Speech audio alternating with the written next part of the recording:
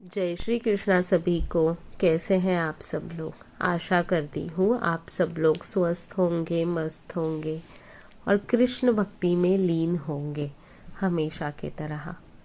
मैं आशा कर रही हूँ कि आप सभी लोग ये जो सोल डेवलपमेंट, लाइफ ट्रांसफॉर्मेशन या सोल ट्रांसफॉर्मेशन के वीडियोस की सीरीज़ जो मैं कल की भगवान के गाइडेंस या टीचिंग्स के अनुसार बना रही हूँ, उनको आप ध्यानपूर्वक देख रहे हैं, सुन रहे हैं और फॉलो भी कर रहे हैं।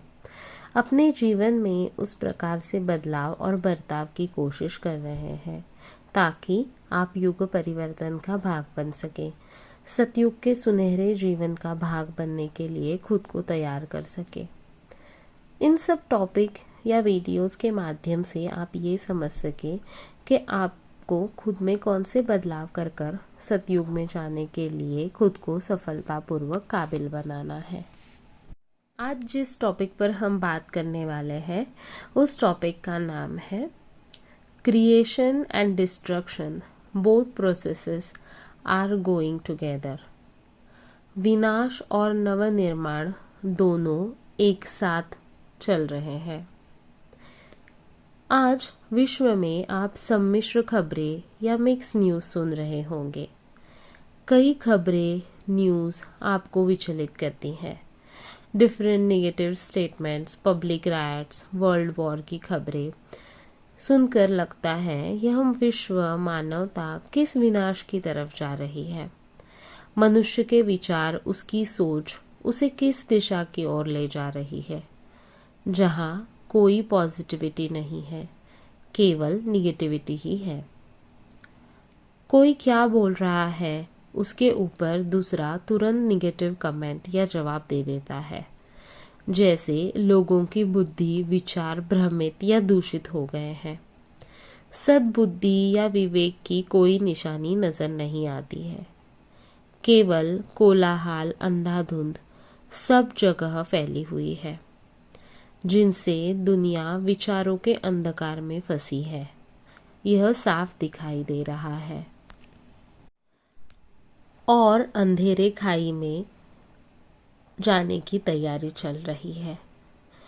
अपना अहंकार, बड़प्पन दिखाने के लिए दुनिया को, मानवता को विनाश की तरफ ले जाने की पूरी तैयारी हो रही है।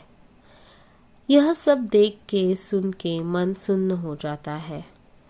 भगवान ने मनुष्य का, इस सृष्टि का, पृथ्वी का निर्माण कितनी कोमलता, सुंदरता और प्रेम से किया है। मनुष्यों को एक दूसरे के साथ प्रेम, अपनेपन, आदर, सम्मान के साथ रहने के लिए बनाया गया है। पर मनुष्य इसके उल्टे ही दिशा में जा रहा है। द्वेष, विषमता, अहंकार, क्रोध, मत्सर, यह सब अवगुण या राक्षसी गुण दुनिया में बढ़ते ही जा रहे हैं। भगवान ने मनुष्यों को एक दूसरे से प्यार, अपनेपन के साथ रहने के लिए बनाया है और ये लोग एक दूसरे के विरुद्ध षड्यंत्र, छल, कपट, ईर्ष्या करने में लगे हुए हैं।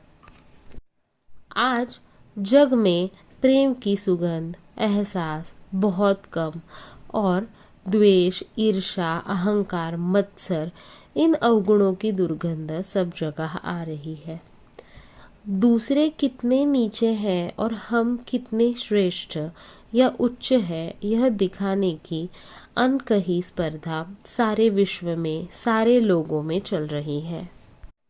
पर अब यह स्पर्धा या निगेटिव कंपटीशन खत्म करने का निर्णय स्वयं भगवान ले चुके हैं, क्योंकि मानव भगवान की निर्मित इस पृथ्वी का दुरुपयोग कर रहे हैं।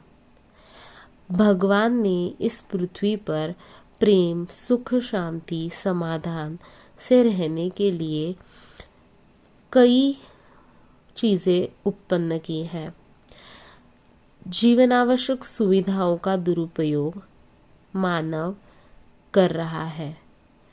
इस पृथ्वी की लाइफ एसेंशियल्स जैसे जल, वायु, जमीन, आकाश, अन्न, पशु पक्षी, मनुष्य, जीवों, इन सब को इंसान दूषित कर रहा है, जिससे मानव जाति और इस पृथ्वी की अपरिमित हानि और विनाश हो रहा है, जिसे भगवान अब देख नहीं पा रहे हैं। उनके सब्र का बांध अब टूट चुका है।